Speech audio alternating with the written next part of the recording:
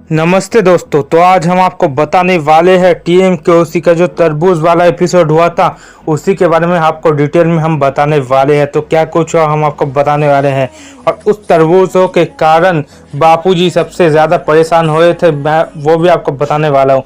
तो ये कब से शुरू हुआ वो भी आपको डिटेल में बताने वाला हूँ। तो देखिए, अगले ही रात जब सोडा शॉप में सारे मर्द मिल के डिस्कस कर रहे थे, वो एक बिरजू नाम का आदमी है जो कि हमारे सोडी भाई से 1 लाख रुपए लेकर कोई भी उसका अता पता नहीं। तो सोडी भाई काफ़ी गुस्सा था और वहाँ पर बिरजू को फ़ोन लगाने पर बिरजू का फ़ोन स्विच ऑफ आ रहा था, नॉट रिचेबल आ रहा था। तो यहाँ पर सोडी इतना भड़क गया था कि गोकुल धाम के जो पुलिस मंडली है वो सोडी को समझा रहा था, मगर सोडी तो मानने के लिए तैयार ही नहीं था। सोडी कहता कि मैं आज उसका घर में जाके उसे पैसे वसूल कर ही लाऊंगा, मगर यहाँ पे मेहता साहब सोडी से कहता है कि हाँ ये तो ज़रूरी है। जेठालाल सोडी को समझाने की कोशिश भी करता है कि देख सोडी, वो एक भूतिया चौल है। तो यहाँ पर उस भूतिया चौल का नाम सुनते पोपटलाल तो डर गए थे, मगर सोडी नहीं। और मेहता साहब ने जेठालाल को कहा कि सोडी जो कह रहा है ठीक कह रहा है, क्योंकि 1 लाख मूंगफली तो नहीं है कि कोई भी लेके चला जाएगा। तो यहाँ पर मेहता साहब सोडी का समर्थन करते हैं पहली बार। वो देख के भीड़े भी काफ़ी शौक हो जाता है, मगर जेठालाल की जो भूतिया चौल वाली बातें हैं वो सुन के पोपटलाल की तो मानो सिट्टी विट्टी गुल हो गई थी। यहाँ पर महिला मंडल भी बात कर रही थी कि जो बिरजू है वो कह 1 लाख रुपए नहीं दे रहा है। रोशन भाभी का चेहरे का रंग भी उड़ा हुआ था। अब आपको क्या लगता है क्या करने वाले हैं सोडी भाई उस बिरजू के साथ, क्योंकि सोडी का जो गुस्सा है काफ़ी सातवां आसमान पे था, क्योंकि सोडी बार बार फ़ोन लगा रहा था बिरजू को, मगर बिरजू तो फ़ोन ही उठा नहीं रहा था। बिरजू का फ़ोन बंद आ रहा था, जहाँ पर पुरुष मंडली वाले काफ़ी ज़्यादा डर चुके थे और पुरुष मंडली वाले सोच रहे थे शायद से वो बिरजू का नीयत खराब हो चुका होगा और वो सारा पैसा लेके रघु चक्कर हो गया होगा। मगर ये जब बिरजू बार बार फ़ोन नहीं उठा रहा था उसे देखकर सोडी और भी ज़्यादा डर जाता है। वहाँ पे तय करता है सोडी कि आज हम सब पुरुष मंडली मिलकर बिरजू के वहाँ जाएंगे। मगर यहाँ पर पोपटलाल काफ़ी ज़्यादा पहले तो उत्साह दिखाते कि हाँ चल सोडी, हम दुनिया हिला के रख देंगे। तो हाथी भाई कहता है सोडी को नहीं, अभी के टाइम जाना सही नहीं होने वाला है। मगर यहाँ पे पोपटलाल और भी आग में घी डालता है जब जेठालाल के मुंह में सुनता है पोपटलाल कि वो एक भूतिया चौल वाली गली है। तो यहाँ पर पोपटलाल की भी सिट्टी विट्टी गुल हो जाती है और भीरे भी ये बात सुन के चौंक जाता है। और उसके बाद सारे पुरुष मंडली जाने लगते हैं बिरजू के घर के तरफ। यहाँ पे सोडी तो काफ़ी गुस्से में था। हम सबसे आश्चर्यचकित हो जा रहे हैं पोपटलाल को देख के। सबसे पहले उत्साहित वही था, मगर उस भूतिया चौल का नाम सुनते हैं पोपटलाल की तो शायद से खुद की ही दुनिया हिल गई। और उसके बाद सोडी घुरघुराते हुए कहता है दोस्तों, आज बिरजू के घर जाना ही है और मेरे 1 लाख रुपए वसूल के लाना ही है यहाँ पर।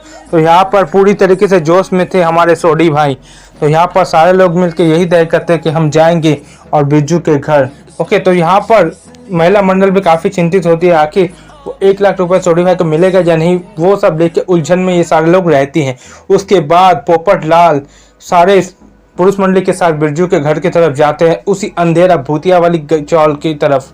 तो यहाँ पर पोपटलाल काफ़ी डरा हुआ रहता है, मगर सोडी यहाँ पर सबसे कहते हैं कोई डरने की बात नहीं है, पंजाब किससे तुम्हारे साथ है। तो यहाँ पर पोपटलाल की तो पहले से ही सिट्टी विट्टी गुल थी, मगर सारे लोग मिलकर पुरुष मंडली ने मिलकर जोर जबरदस्ती पोपटलाल को यहाँ पर लाया है। और यहाँ पर लाते ही पोपटलाल की तो हालत ही खराब हो गई, मान लीजिए सिट्टी विट्टी गुल हो गई, हालत टाइट हो गई। तो यहाँ पर सारे लोग जब जाते हैं पहुँचते हैं तो क्या देखते हैं, जो बिरजू के घर पे तो ताला लगा हुआ रहता है, जिसे देखकर पूरे पुरुष मंडली शॉक हो जाते हैं और सोडी गुस्से से घुरघुराने लगता है जब देखता है कि बिरजू के घर पे ताला है।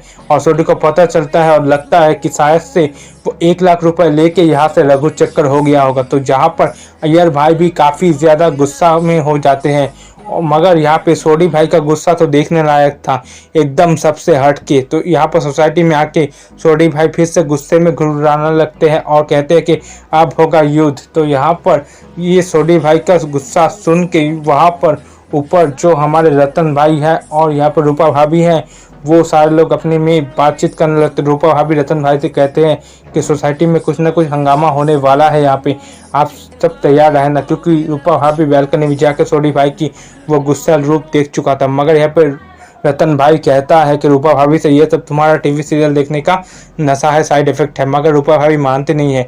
वो सोचती है कि अब शायद से युद्ध होने वाला है सोसाइटी में, और यहाँ पे रतन भाई समझाने लगते हैं रूपा भाभी को, मगर यहाँ पे रूपा भाभी शायद से समझने का नाम ही नहीं ले रहे थे दोस्तों।